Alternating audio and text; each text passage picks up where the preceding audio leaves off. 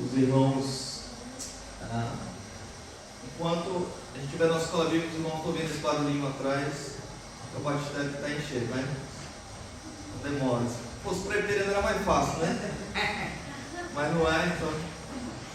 Graças a Deus que não é. Bom sentido, claro. Então, meus irmãos, nós vamos hoje ter a nossa aula, escola bíblica, sobre o federalismo da Confissão de Fé Batista. Tá bem? Então, nós vamos trabalhar hoje o capítulo 7 da nossa Confissão de Fé. E nós vamos começar com uma oração. Tá bem, meus irmãos? Vamos orar. Senhor Deus, Pai amado, nós agradecemos ao Senhor por este dia, por esta manhã. Pedimos perdão pelos nossos pecados, Senhor, que cometemos contra Ti. Pedimos que o Senhor nos conceda graça nessa manhã para aprendermos a Tua palavra, para sermos instruídos e ensinados pelo Senhor, e que Tu nos guies a toda a verdade, segundo a Tua palavra. Transforma a mente e o nosso coração, Senhor, por obra da graça do Teu Espírito Santo em nós. Em nome de Cristo oramos. Amém.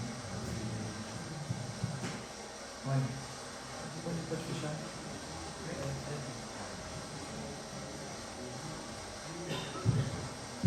Amém, meus irmãos. Vamos agora iniciar aqui o estudo da nossa confissão.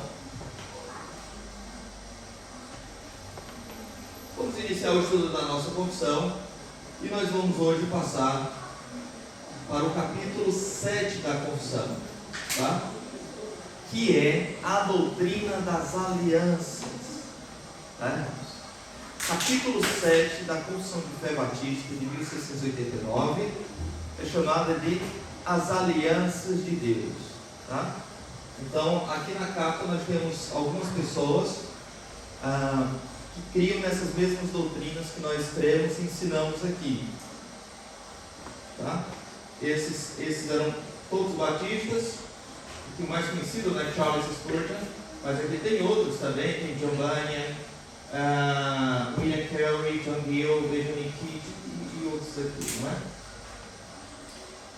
Então, o que nós vamos ensinar aqui não é coisa nova, não é coisa inventada pelo pastor, não é coisa que o pastor trouxe de outro lugar e está ensinando para vocês, não é nada disso. Dá uma paz, não dá, irmãos?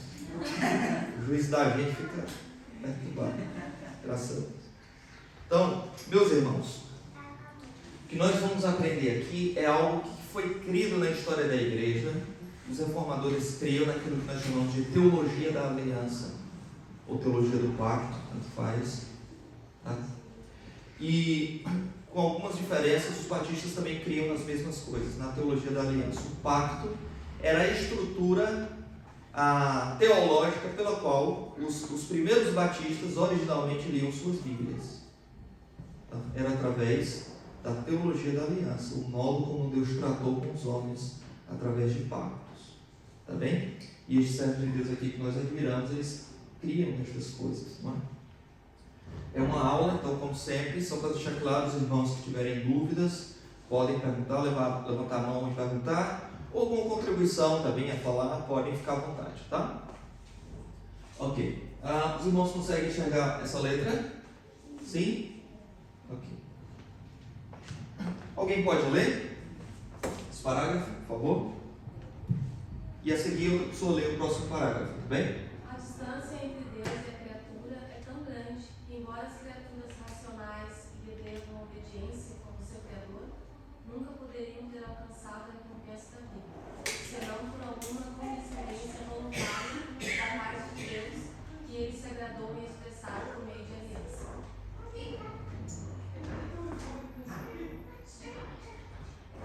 Por mais tendo o homem trazido sobre si mesmo a maldição da lei, por sua queda, aprova ao Senhor fazer um pacto da graça, no qual ele oferece livremente aos pecadores a vida e a salvação por meio de Jesus Cristo, exigindo deles a fé nele, para que eles sejam salvos, e prometendo dar a todos os que são ordenados para a vida eterna do seu Espírito Santo para torná-los dispostos e capazes de crer.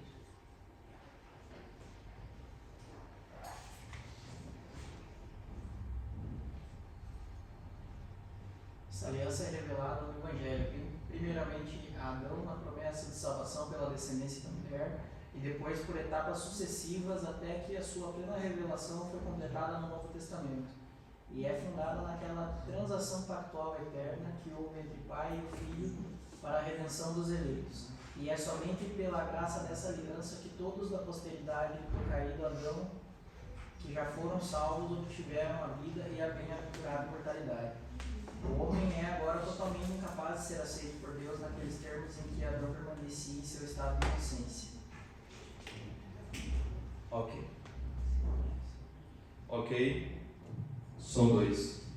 Então, meus irmãos, tendo lido isto, nós aprendemos algumas coisas sobre esses 3 parágrafos. O último parágrafo, caso os irmãos não tenham conseguido ler bem ou ouvido, não sei, é assim: essa aliança revelada no Evangelho. Que aliança? O pacto da graça, que foi lido no parágrafo anterior.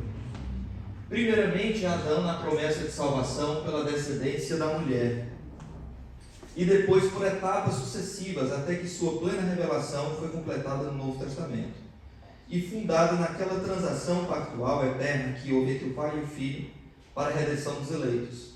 E é somente pela graça dessa aliança que todos da posteridade do caído Adão, que já foram salvos, obtiveram a vida e bem-aventurada imortalidade. O homem agora totalmente incapaz de ser aceito por Deus, naqueles termos em que Adão permanecia em seu estado de inocência. E agora lembre do que estudamos no domingo passado, sobre Adão ter violado a lei que Deus fez com ele, que Deus deu a ele, melhor dizendo. E nós vimos que essa lei que Deus deu a Adão pressupõe um pacto, tá bom? Caso fosse infringido, caso fosse quebrado este pacto, viria sanções penais. E caso ele fosse cumprido, haveria também recompensa, tá bom? E a este pacto, a esta aliança, nós chamamos de aliança das obras, ou aliança adâmica, ou pacto com Adão, ou aliança da criação, tanto faz o nome, mas é um pacto que existiu antes da queda, tá bem? Vamos lá. Nestes parágrafos, meus irmãos, nós podemos resumir da seguinte maneira: o homem só pode ter relacionamento com Deus mediante um ato de voluntariedade de Deus em fazer aliança com eles. Deus se relaciona com os homens através de aliança. A distância entre Deus e o homem é tão grande que para que o homem possa se comunicar, ter relacionamento, comunhão com Deus, é preciso que Deus entre num pacto com ele. Se Deus não entrar no pacto com o homem e revelar sua vontade no pacto, não tem como o homem conhecer a Deus. Tá bem? O pacto é a maneira em que Deus decidiu não apenas se relacionar, mas também conceder vida ao homem. Tá? E aí vem uma questão que daqui a pouco a gente vai tratar. Se o pacto é um meio de Deus conceder vida ao homem, então por que Deus fez um pacto com Adão se ele já tinha vida? Adão não era morto em delito e pecado, quando Deus entrou no pacto com ele. Mas se o pacto, por definição, é uma forma de Deus conceder vida eterna ao homem, por que Deus fez pacto com Adão? Daqui a pouco a gente vai ver sobre isso, tá bem? Há 3 grandes principais pactos na Bíblia, e esse parágrafo da confissão ensina isso. Mas está na Bíblia antes de tudo, claro. O pacto das obras, o pacto da graça e o pacto da redenção. Há também na Bíblia vários outros pactos, tá? Estes são o pacto com Noé, os irmãos lembram? Não é? Qual é o sinal do pacto com Noé? O arco-íris, o que hoje é usado para orgulho pecaminoso, não é? Para a Bíblia, o significado da Bíblia é exatamente o contrário. É o significado do ódio de Deus contra a pecaminosidade humana, e por isso ele destruiu o mundo. E agora se relaciona com uma nova criação, não mais debaixo daquele antigo estilo de vida antes do dilúvio. O arco-íris, na verdade, representa exatamente o contrário do que hoje é usado. Tá, irmãos? Mas Deus fez um pacto com Noé, isso é fato. Um pacto com Abraão, um pacto com Moisés e um pacto com Davi. Tá? Todos estes pactos aqui estão dentro daquela estrutura pactual anterior. Tá? Tirando aqui o pacto mosaico, que daqui a pouco a gente vai explicar. A nova aliança é igual ao pacto da graça. Tanto faz você chamar de novo pacto como nova aliança. Você chamar de nova aliança como pacto da graça. São nomes diferentes para falar da mesma coisa. Revelado anteriormente, esta nova aliança, ou este pacto da graça, foi revelado anteriormente no Antigo Testamento, embora ainda não tinha sido instituído. A nova aliança não existia no Antigo Testamento. O pacto da graça não existia no Antigo Testamento. Instituído, estabelecido, inaugurado, mas ele já tinha sido profetizado e revelado. A nova aliança tinha sido profetizada e revelada no Antigo Testamento. Bem? Vamos lá. Sobre o primeiro pacto, o pacto das obras. Bem, Deus estabeleceu com Adão, irmãos, um pacto, não é? Rapidamente aí, alguém abre a Bíblia em Gênesis 2, 16 a 17. Gênesis 2, 16 a 17, e outra pessoa em Oséias 6, 7. Em Gênesis 2, 16 a 17, quem achou já pode ler. E ordenou o Senhor Deus ao homem, dizendo: de toda a árvore do jardim comerás livremente, mas da árvore do conhecimento do bem e do mal dela não comerás, porque no dia em que dele comeres, certamente morrerás. Ok. Então, isso daí, irmãos, é uma ordem de Deus para não comer o fruto, tá? Que era proibido, portanto. Tá? No entanto, isso é mais do que uma ordem, tá? Tem muitas coisas envolvidas aí. Nisso aí nós já vemos um elemento pactual envolvido aí. Por quê? Primeiramente porque há sanções caso o homem quebre isso daí, tá? Há uma retribuição penal da parte de Deus se o homem não comer. Se o homem comer isso daí, ele vai morrer física, espiritual e eternamente. Tá? Ele vai ficar sem relacionamento com Deus. E ele vai trazer consequências sobre toda a humanidade. Mas se ele comer, aí agora que vem a resposta àquela pergunta lá. Se Adão não comesse do fruto, ele seria confirmado no seu estado de vida que ele já vivia. Então Adão, irmãos, quando Deus entrou no pacto com Adão, foi para salvar Adão? Não, que Adão estava perdido. Aquele pacto que Deus entrou com Adão foi para poder confirmá-lo eternamente no seu estado. Adão não estava perdido para Deus fazer o pacto. Adão tinha vida espiritual, mas Adão não tinha vida eterna. Adão tinha vida espiritual, relacionamento com Deus, mas ele tinha vida transitória, porque dependia dele cumprir o pacto, não é? Ele poderia cair ali, como de fato ele caiu no pecado. Então, mas se ele não comesse do fruto, tá? É claro que ali foi durante um período estabelecido. Se ele não comesse do fruto durante um determinado tempo, seria para todo sempre. A Bíblia não diz durante quanto tempo ele seria colocado sob aprovação. Mas, obviamente que não era eterno, tá? Uma aprovação eterna, não era nada disso. Se ele não comesse, então ele seria confirmado no seu estado atual de vida, e ele, claro, seria confirmado em vida eterna, e ele teria acesso à árvore da vida, que também estava no jardim. Tá bem, irmãos? Ele não poderia comer da árvore do jardim, da árvore da vida, enquanto não tivesse passado pela aprovação, não é? Passado ali pelo teste em relação à árvore do conhecimento do bem e do mal. Tá? Mas é claro, nós já conhecemos a história, ele comeu o fruto do conhecimento do bem e do mal, a mulher comeu, deu a ele, e ele pecou contra Deus, e ele ficou privado, proibido, não é? De ter acesso à árvore da vida, para que ele não vivesse como um pecador eternamente nesse mundo. E assim toda a sua posteridade também. Tá? Então, Deus colocou ali anjos para poder proteger o jardim, para que o homem não tivesse acesso àquilo. E novamente, o que Deus fez isso? Explicando para os irmãos que já estiveram na semana passada e outros que assistem a primeira vez. É que Deus fez isso por amor. Deus privou Adão de comer da árvore da vida por amor a Adão. Por quê? Porque nós sabemos da quantidade de desgraça que sobrevém ao mundo por causa de um pecador que vive durante 70, 80 anos. Já faz muita maldade no mundo, aos outros e ele próprio, não é? Então imagine só o homem vivendo como um pecador eterno, imortal. Pecadores imortais, imaginei esse mundo. Um grande problema, não é? Então Deus privou o homem disto, tá? Como um ato de misericórdia também. E os seus dias teriam fim. Como de facto nós sabemos que o homem teve fim, tá? Mas não haveria morte se não houvesse o pecado antes. O seu estado de bem-aventurança permaneceria e seria eterno caso não desobedecesse a Deus. Eu já falei aqui. No entanto, Adão caiu e levou consigo toda a sua posteridade representada.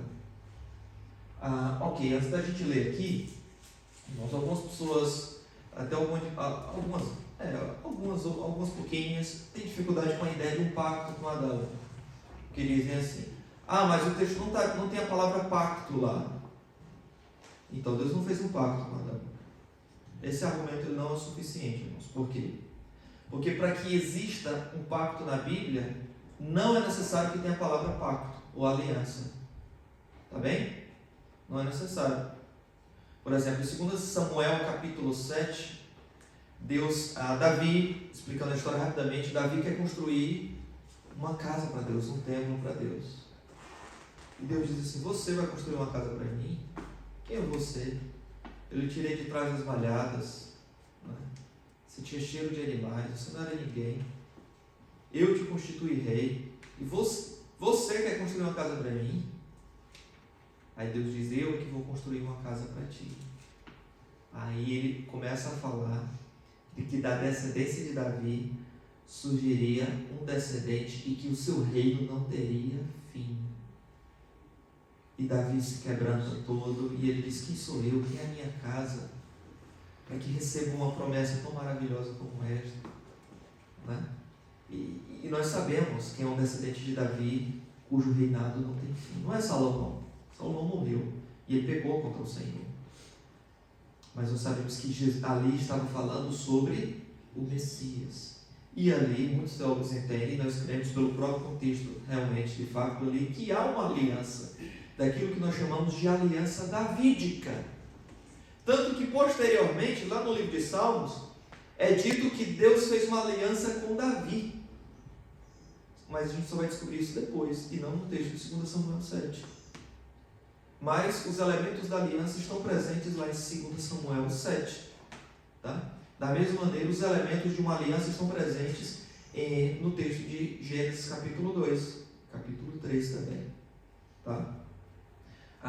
Além disso, o texto de Oséias, capítulo 6, versículo 7, alguém abriu? Pode ler. Oséias 6, verso 7. Mas eles transgrediram a aliança, como Adão. Eles se portaram aleivosamente contra mim. Ok. Eles transgrediram, está falando de Israel, endurecido. Israel transgrediu a aliança como Adão transgrediu. Então, na mente dos judeus, quando eles ouviram, nós transgredimos uma aliança como Adão transgrediu uma aliança, então eles já faziam referência de que no texto de Gênesis 2 e 3 tem uma aliança ali de fato. Tá bem? A expressão aí, Adão, ela pode ter alguns significados além da pessoa de Adão. Tá? Um desses significados é homem. Tá? A palavra Adão, inclusive, significa homem, não é? Adão vem do hebraico Adam, que significa homem. Mas aí algumas pessoas dizem: não, eles transgrediram a aliança como um homem. Israel transgrediu a aliança como um homem.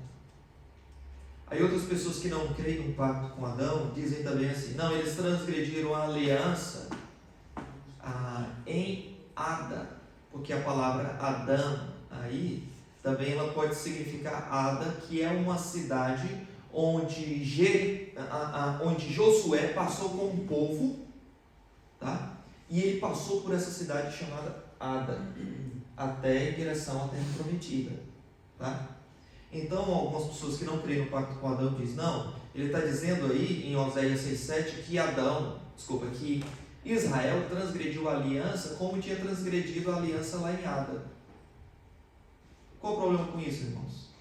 É que nós não vemos nenhuma aliança, não só a palavra, mas nós não vemos nenhuma estrutura de aliança quando a gente lê o livro de Josué, quando o povo passa por Ada. Apenas diz que o povo passou por Ada, em primeiro lugar. Tá? Em segundo lugar, não somente é um silêncio, mas também é esquisita essa leitura, porque a preposição aí, hebraica, ela dá mais a ideia de semelhança do que localidade. Então, a forma como está estruturado deve ser melhor entendido como alguma coisa, em vez de em alguma coisa. Se for assim, ficaria, eles transgrediram a aliança como Ada, fica esquisito, não é? Sim, pastor, então aquela tradução lá, eles transgrediram a aliança como homem. Primeiramente, tem problemas ali gramaticais complicados para essa tradução, mas também ela logicamente é esquisita. Por quê? Porque, observe bem, Deus dizendo para Israel, mas eles transgrediram, os judeus, não é? Transgrediram a aliança como homem. Ora, eles iam transgredir como o quê? Como animais, como anjos? Deus fez aliança com anjos. É claro que eles transgrediram como homens, não é? É uma redundância desnecessária. Mas se a gente diz, eles transgrediram a aliança como Adão, como o primeiro homem transgrediu, então nós temos aí uma similaridade de alguém constituindo um padrão para a pecaminosidade para muitos. E é exatamente sobre isso que Romanos 5,12 vai dizer. Alguém lê Romanos 5,12, por favor. Portanto, assim como por um só homem entrou o pecado no mundo, e pelo pecado a morte, assim também a morte passou a todos os homens, porque todos pecaram. Obrigado. Então a morte passou a todos os homens por causa de um só homem. Uma das características de uma aliança é que Deus entra numa aliança com uma pessoa que representa outras. Tá? O que essa pessoa faz tem implicação direta sobre outras pessoas. E foi isso que aconteceu com Adão em relação a nós. Tá? Então, pode falar, pode perguntar, irmão. Professor, é uma curiosidade a respeito dessa questão quando fala do homem. Primeiramente, Eva que foi tentada, ela comeu Isso. ela se cedeu à tentação. Isso. Eva comeu o fruto primeiro. Depois Isso. passou para Adão, e aí citou Adão, Isso. comeu. Isso. Mas me explica essa questão generalizada, quando inclui o homem. A mulher também está dentro, né, desse processo, não é? Isso. Eu entendo. Mas o texto bíblico aí fala do homem. A irmã está perguntando por quê. E porque também eu tenho muitos colegas que elas não são cristãs, e elas são feministas, movimentos, elas dizem assim, a Bíblia é muito machista, porque fala exclusivamente do homem, não tem mulher, mas Deus, Jesus também inclui muita mulher, né? A gente vai ver lá no Novo Testamento. Sim. Pronto. Eu gostaria que você explicasse Ok. melhor, por favor. Os irmãos perceberam a pergunta da irmã? Se os dois comeram, por que o texto só fala de um? Só de Adão? Qual é a resposta para isso, irmão? A resposta para isso é que Deus ele entrou no pacto com Adão. Gênesis 2, 16, 17, Deus fala com Adão. Depois Eva é criada, ela aparece, e ela ouve de Adão o não comer do fruto. Ela não ouve diretamente de Deus como aconteceu, em primeiro lugar. O próprio texto de Timóteo, capítulo 2, versículo 11 em diante, fala que Eva foi enganada. Não foi Adão que foi enganado. Por que Eva foi enganada? Porque ela não ouviu diretamente de Deus. Ela ouviu do homem e a serpente distorceu aquilo que o homem falou, que Deus disse. Tá? Não é que o homem foi enganado. Eva que foi enganada. E em terceiro lugar, e principalmente, Deus ele entra numa aliança com Adão, que representa Todos os homens, toda a humanidade, incluindo Eva. Então Eva foi representada por Adão, pelo seu marido. O marido, ele é o representante não somente dos seus filhos, da sua casa, mas da sua mulher. O marido, ele é o cabeça federal. Tá? Ele representa a sua esposa diante de Deus. O que a sua esposa faz em casa, ela é responsável por tudo aquilo que ela faz de errado e de mal. E ela tem total responsabilidade nisso. Mas o homem não pode se eximir, não pode se omitir, tá? Porque por mais que a sua esposa tenha feito coisa errada, ele a representa diante de Deus. E ele responde diante de Deus por ela. Deus vai procurar quem, irmãos? Em primeiro lugar, Adão. Os dois se escondem no jardim, mas Deus pergunta por quem? Adão, onde estás? Não é? E Deus começa a conversar com Adão. E Adão, que já foi omisso no início, permitindo que a serpente, que o diabo, conversasse com a mulher, agora ele permanece omisso, colocando a responsabilidade sobre a mulher. Os irmãos observem como Deus cria o homem. Deus cria a mulher para o homem. O homem diz o quê? Esta é carne da minha carne, ossos dos meus ossos. Será chamada mulher, porque do varão foi tomada, foi tirada. É minha mulher. Obrigado, Senhor. No entanto, irmãos, quando eles pecam, o que é que ele diz? Os pronomes pessoais mudam aí. Senhor, a mulher que tu me deste. Né? Como se a culpa tivesse sido de Deus, né? Isso é falta de caráter do Adão. Falta de caráter do Adão, tá certo, é falta de caráter dele. Fazer a culpada da mulher. Pois é. E aí a mulher já pegou ali o padrão e ela acusa a serpente. Foi a serpente que me enganou e eu comi. A serpente olha para trás e não vê mais ninguém. Né? Então, irmãos, o problema estava feito ali, não é? O problema estava feito. Mas o pacto é feito com Adão, com o marido, e ele representa a sua esposa, diante de Deus. A esposa é absolutamente culpada do que ela faz, mas ele é culpado também. Tá? Na sua casa, o marido representa a sua esposa diante de Deus. Ele ouve, ele lidera a casa. Tá? E, inclusive, essa liderança do homem em casa, claro, permite-se ouvir o que a mulher tem a dizer, tá? E a mulher também, ela co-lidera com o homem, mas o homem ele é o líder principal, como a Bíblia diz. E se o homem ouve a mulher, e deve ouvir muitas vezes, claro, e se o homem ele segue a sugestão, o conselho da mulher para resolver determinada situação, e se aquela situação der errado, ele não pode dizer, olha, mas a ideia foi tua. Ele não pode fazer isso, irmãos. Não. Ele deve assumir a responsabilidade.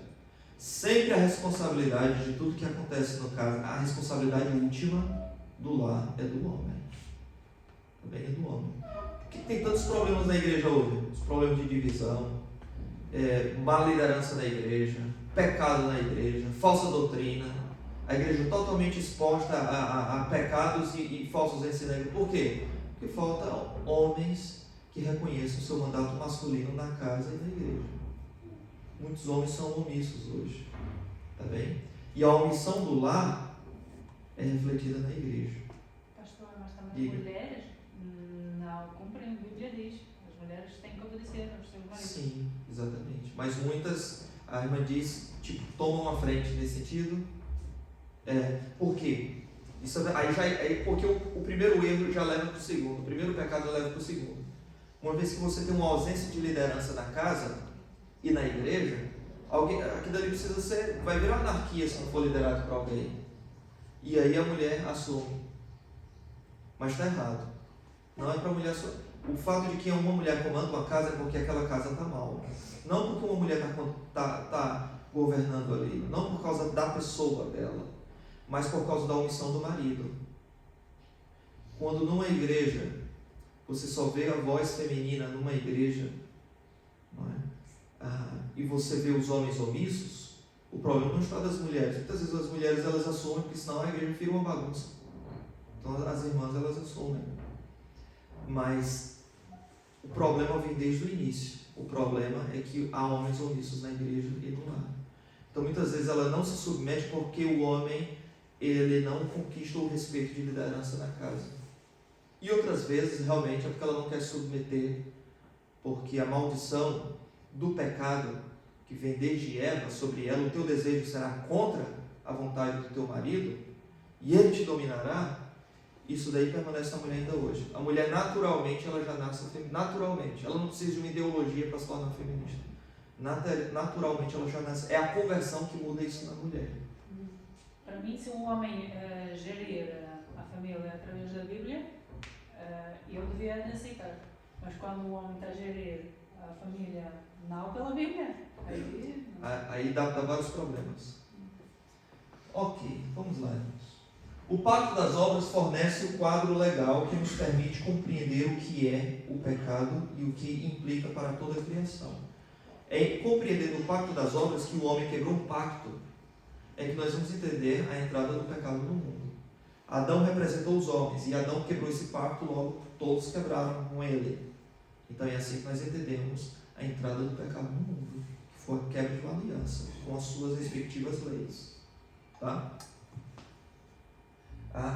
Tanto para a gente entender o que é a queda no pecado e a salvação, nós temos que entender essa estrutura de pacto. Porque Jesus, ele é o segundo Adão e ele faz uma aliança também, a nova aliança. Tá bem? E agora ele cumpre aquilo no seu pacto que o primeiro Adão não podia cumprir. Tá bem? Para a gente entender a pecaminosidade humana e a salvação em Cristo, nós temos que entender essa estrutura de pacto. O primeiro homem, ele foi o cabeça da aliança que nos representou. E o segundo homem, o segundo Adão, ele é o cabeça da nova aliança, da segunda aliança que nos representou. Tá bem? A doutrina do pacto de obras, que é o pacto que foi feito com Adão, é absolutamente essencial para a compreensão da redenção, como eu já disse. Essa aliança demonstra o que deve ser feito pelo homem para alcançar a vida eterna.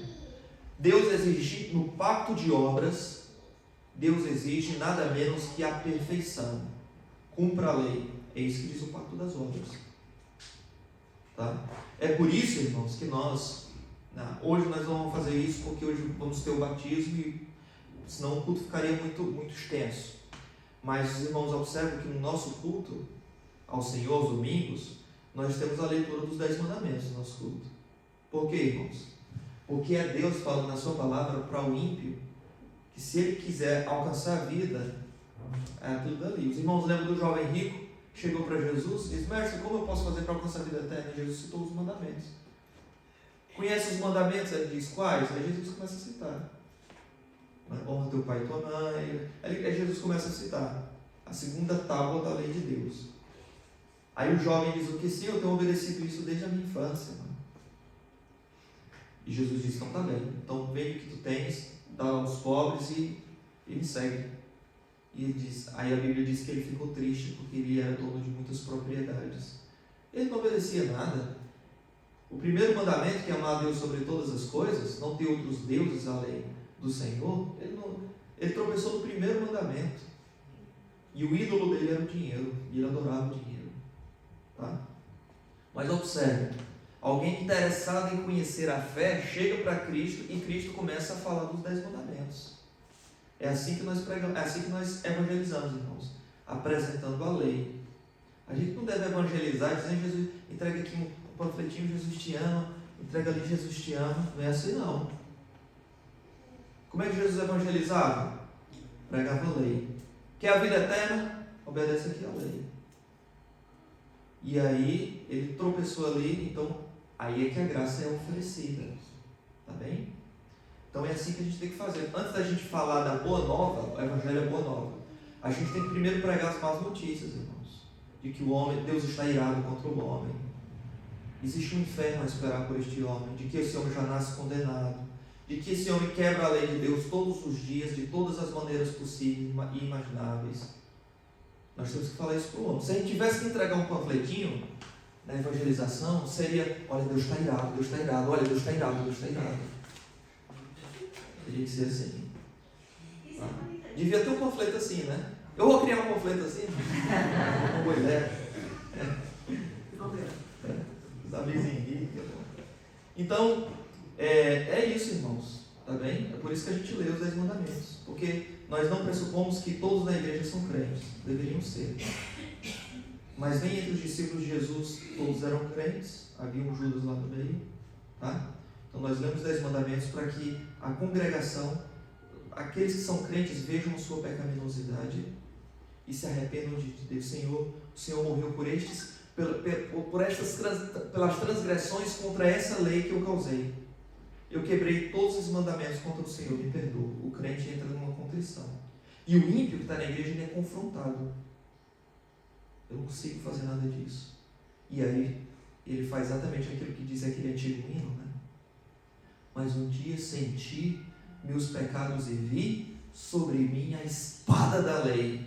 Apressado fugi, em Jesus me escondi e abrigo seguro nele achei.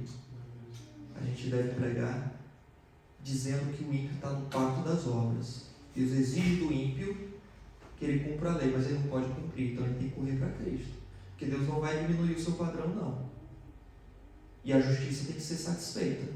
Ou ela vai ser satisfeita em Cristo, quando alguém confessa ao Senhor, como a sua justiça e os pecados deles são depositados em Cristo lá na cruz, e a justiça de Cristo, que morreu por lugar desses pecadores, é colocada na conta desses pecadores que creem no seu Filho.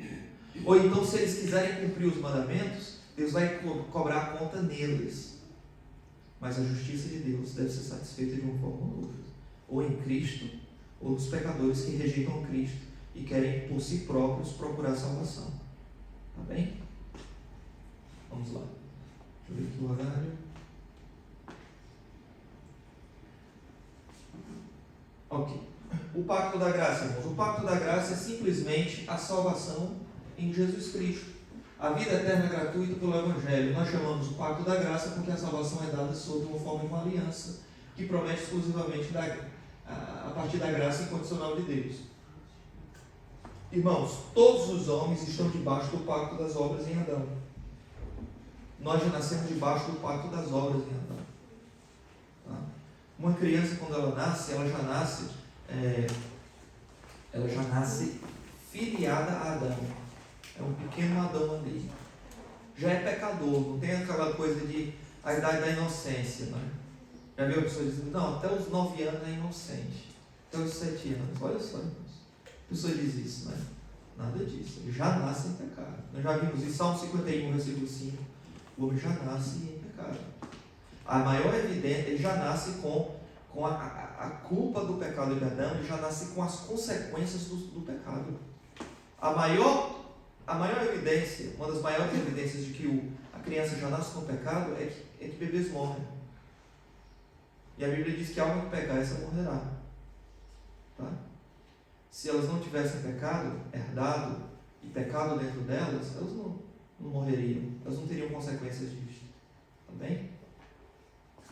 Certos homens foram salvos, ok, mas somente aos crentes é feito o pacto da graça. Deus faz o pacto da graça somente com os crentes. Vamos lá. Certos homens foram salvos e receberam a vida eterna antes que seus pecados fossem expiados por Cristo. Alguém rapidamente lê em Atos 15, versículo 11. E outra pessoa em Gênesis 15, 6. Quando você abre, eu vou continuar lendo aqui. O sangue da nova aliança, a partir do Novo Testamento, foi aplicado retroativamente aos crentes do Antigo Testamento. Atos 15, 11. Mas cremos que fomos salvos pela graça do Senhor Jesus, como também aqueles o foram. Aqueles o foram. Ele está falando dos crentes da Antiga Aliança. O capítulo 15 de Atos fala isso. Fomos salvos pela graça do Senhor Jesus Cristo, como os crentes da Antiga Aliança também foram. E Gênesis 15, 6.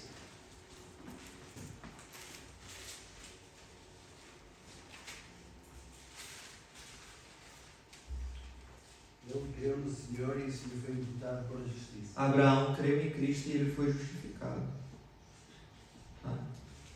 Irmãos, todos os crentes da Antiga Aliança, do Antigo Testamento, eles foram salvos pela graça mediante a fé.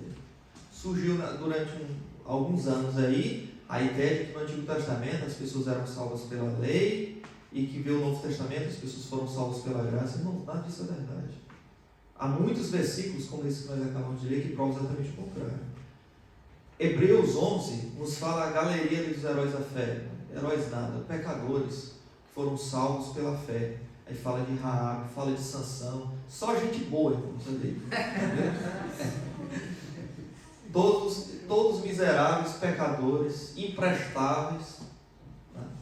Salvos por graça, por misericórdia, tá? Pela graça de Deus, mediante Cristo. Agora, como é que pode se Jesus não tinha vindo? É porque o sangue derramado no Calvário, ele teve aplicação para os crentes da antiga aliança. E ele tem aplicação para os que vêm depois do Calvário. É como se fosse assim, ilustrativamente, né? O Monte do Calvário, tá? Lá no monte tem a cruz. E no monte, o sangue jorra para trás, para os crentes da antiga aliança. E o sangue jorra para frente, os crentes da nova aliança. Abraão, ele foi salvo mediante a graça. Deus foi gracioso, ele não merecia, e ele teve fé, confiança em Cristo, que foi a fé que Deus deu. Mas Jesus ainda não tinha vindo, mas a fé era baseada no Messias que viria, o descendente da mulher, de Gênesis 3,15, que esmagaria a cabeça da serpente. Então a fé de Abraão apontava para frente. Hoje nós sabemos que Cristo já veio, então a nossa fé é com base no que já aconteceu, apontando para trás, mas é a mesma fé, irmãos. E ao mesmo tempo a nossa fé também aponta para frente, porque Cristo voltará a segunda vez. Então Abraão, ele tinha a mesma fé que nós, por isso que ele é chamado o pai da fé. Não é só o pai dos judeus, ele é o pai da fé de todos os crentes, independente da nacionalidade. Vamos passar aqui. Gênesis 3,15, temos uma promessa sobre o pacto da graça, tá? Que Deus fala que vai esmagar a cabeça da serpente. Na verdade, o descendente da mulher esmagará a cabeça da serpente, tá? E a serpente vai apenas causar um pequeno golpe, vai ferir o calcanhar somente, tá? Enquanto que o descendente da mulher vai esmagar a cabeça da serpente. E ali nós sabemos que está falando do diabo, tá? Que Apocalipse capítulo 20 e o capítulo 12 também, especialmente o capítulo 20, fala da serpente como o diabo e Satanás. Então nós sabemos que não é nem o diabo ali. Agora, em Gênesis 3,15 nós não temos uma aliança, nós temos uma promessa, irmãos. Tá? E é importante entender isso. Promessa é diferente de aliança. Daqui a pouco a gente vai perceber o porquê que é importante nós entendermos isso. A nova aliança é essencialmente distinta da antiga aliança. Eu errei Gênesis, mas é Jeremias 31, meus irmãos. Rapidamente, Jeremias 31 diz assim. Quem achar pode ler, por favor. Eis aí vem em dias, diz o Senhor, em que firmarei nova aliança com a casa de Israel e com a casa de Judá. Ok. Pode o próximo versículo. É Jeremias, certo? Isso, versículo 32. Não conforme a aliança que fiz com os seus pais, no dia em que os tomei pela mão, para os tirar da terra do Egito. Porquanto eles anuaram a minha aliança, não obstante eu os haver desposado, diz o Senhor. Ok. Versículo 33. Porque esta é a aliança que firmarei com a casa de Israel, depois daqueles dias, diz o Senhor. Na mente lhes imprimirei as minhas leis, também no coração lhes escreverei. Eu serei o seu Deus e eles serão o meu povo. Pronto. Essa é a nova aliança profetizada. Tá? Irmãos, o texto de Hebreus capítulo 8, Hebreus capítulo 10, Hebreus capítulo 12 vai fazer referência dessa aliança aí aplicando à igreja. Embora o texto inicialmente diga com a casa de Israel e a casa de Judá. Tá? Então a nova aliança ela abrange os crentes da antiga aliança e os crentes da nova aliança, que inclui gentios. Tá? Agora, quem é que participa disto? Além de pessoas de qualquer povo, tribo, língua e nação? São pessoas, irmãos, que têm a lei de Deus escritas no seu coração. São aquelas que a Bíblia diz que são o meu povo e eu sou o Deus deles. E que são habitadas pelo Espírito, porque posteriormente, em Ezequiel 36, versículo 26 e 27, vai fazer a referência dessa nova aliança, falando dela com uma aplicação derramada do Espírito Santo na nova aliança. Tá? E o que é que isso significa, irmãos? Isso significa que na nova aliança, agora, que surgiu pelo sangue derramado de Cristo, a partir do Novo Testamento, não existe espaço para que participe da nova aliança que não crê em Cristo. Na antiga aliança, você tinha pessoas que criam em Cristo, como Abraão, tá? Mas você tinha, por exemplo, na antiga aliança, pessoas como Manassés, um rei ímpio. Mas eles estavam na aliança, por quê? Porque na antiga aliança, para você fazer parte da aliança, bastava você ser filho de judeu. E a circuncidado já estava na aliança. É claro, havia na antiga aliança crentes e descrentes. Tá? Havia Amnon, mas havia também os Davis, os crentes e os descrentes na antiga aliança. Na nova aliança, irmãos, tem que ser crente. Tem que ter a lei de Deus escrita no seu coração. Ser povo de Deus. Ter o Espírito morando dentro dele ou dela. É por isso que nós temos dificuldade com irmãos, aquilo que nossos irmãos muito queridos presbiterianos afirmam como pedobatismo, que eles afirmam que as crianças, filhos dos crentes hoje na nova aliança, já nascem na aliança, e por isso são chamados de filhos da aliança. Nada disso, irmãos. Na nova aliança, não é mais por genética, não é mais por consanguinidade. Na antiga aliança, você nascia de pais crentes e você pertencia à aliança, embora nem sempre fosse crente. Na nova aliança, o filho de um crente, ele não está na aliança, na nova aliança, não. Para ele fazer parte da nova aliança, ele tem que crer em Cristo, ser povo de Deus e tem que ter a lei escrita no seu coração e ser habitado pelo Espírito. Não existe um bebezinho que é chamado filho da aliança e, portanto, tem que ser batizado. Isso não existe na nova aliança. Tá bem? Se a gente tem que chamar uma criança, um bebezinho de filho da aliança, só se for a aliança das obras. Porque aí ele é filho de Adão, não é? E ainda não experimentou a regeneração futura. Pode dizer. Desculpa. Mas então uma criança de 2 aninhos, 3 aninhos, se morre, vai para onde? Pronto. A salvação de crianças, de bebês que morrem na infância, já é uma outra questão. Já é uma outra situação. Eu creio que, de fato, elas vão para a glória. Elas são salvas, mas não por causa de batismo ou coisa assim. Mas porque o próprio Jesus disse que delas é o reino dos céus. Tá? Mas o batismo ele não tem uma influência ali, até porque o batismo não salva, não é? Embora seja importante. Claro. Tá bom? Então, meus irmãos, nós encerramos aqui, porque senão e vamos ter a segunda parte dessa aula com gráficos e coisas interessantes aqui, sobre dispensacionalismo e outras coisas interessantes que eu vou vos apresentar no próximo domingo, tá bom? Hoje nós encerramos aqui, vamos ter um intervalo e já voltamos para o culto. Tá? Até já.